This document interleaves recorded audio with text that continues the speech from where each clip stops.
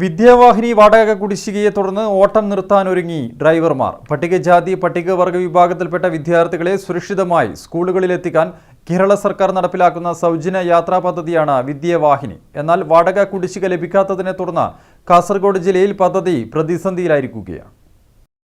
പട്ടികജാതി പട്ടികവർഗ വിഭാഗത്തിൽപ്പെട്ട വിദ്യാർത്ഥികൾക്ക് വിദൂര പ്രദേശങ്ങളിൽ നിന്നും വനമേഖലകളിൽ നിന്നും സുരക്ഷിതമായി സ്കൂളുകളിൽ എത്തിച്ചേരാൻ കേരള സർക്കാർ നടപ്പിലാക്കുന്ന സൗജന്യ യാത്രാ പദ്ധതിയാണ് വിദ്യാവാഹിനി.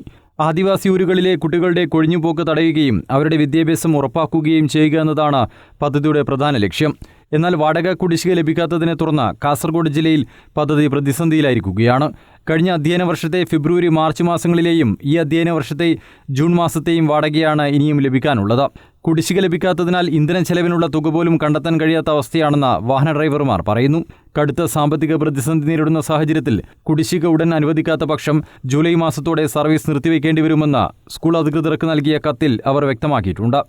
വിദ്യാവാഹിനി സ്കൂൾ ട്രിപ്പ് 2025-26 അധ്യയന വർഷത്തെ ഫെബ്രുവരി മാർച്ച് മാസ പൈസയും 26-27 ജൂണിലെ ഒരു മാസയും ഈ ജൂലൈ ഇപ്പോൾ ഓടിക്കൊണ്ടിരിക്കുകയാണ്. നിലവിൽ ഇപ്പം നല്ലൊരു ബാധ്യതയായിട്ടുണ്ട്. കടം മേടിച്ചൊക്കെയാണ് ഇപ്പം എണ്ണ അടിച്ചു പോകുന്നത്. ഈ സ്ഥിതിയാണെങ്കിൽ തുടർന്ന് ഈ വിദ്യാവാഹിനി സ്കൂൾ ട്രിപ്പ് എടുക്കൽ നടക്കാൻ സാധ്യതയില്ല. അതിനായത് എന്തെങ്കിലും പരിഹാരം കാണണമെന്ന് അപേക്ഷിക്കുന്നു. കഴിഞ്ഞ 6 വർഷമായിട്ട് നമ്മൾ ഉന്നതി കുട്ടികളെ രാവിലെ സ്കൂളിൽ എത്തിക്കുകയും വൈകുന്നേരം തിരിച്ച് വീട്ടിലെത്തിക്കുകയും ചെയ്തുകൊണ്ടിരിക്കുകയാണ്. നിലവിലത്തെ പ്രശ്നം എന്താണെന്ന് ചോദിച്ചാൽ, നമുക്ക് കഴിഞ്ഞ അധ്യയന വർഷത്തിലെയും ഈ വർഷത്തിലെ ജൂൺ ജൂലൈ മാസത്തിലെ അടക്കം പൈസ കിട്ടാറുണ്ട്. നമ്മൾ വണ്ടിക്കാർ നിലവിൽ ഭയങ്കര സാമ്പത്തിക ബുദ്ധിമുട്ടിലാണുള്ളത്. വർദ്ധിച്ചു വരുന്ന എണ്ണച്ചെലവും വണ്ടിയുടെ മെയിൻ്റനൻസും അതൊന്ന്. രണ്ടാമത് ജീപ്പുകാർക്ക് പഴയ പോലെ പണി കുറവാണ്. അതൊരു പ്രശ്നം. ഇതിന് എത്രയും പെട്ടെന്നൊരു പരിഹാരം ഉണ്ടാകണമെന്ന് അപേക്ഷിക്കുന്നു. പരപ്പ ബ്ലോക്കിൽ മാത്രം 41 സ്കൂളുകളിലാണ് വിദ്യാവാഹിനി പദ്ധതി നടപ്പാക്കുന്നത്. പദ്ധതിക്കായി ഏകദേശം 25 ലക്ഷം രൂപയാണ് ഒരു മാസം ചെലവാകുന്നത്.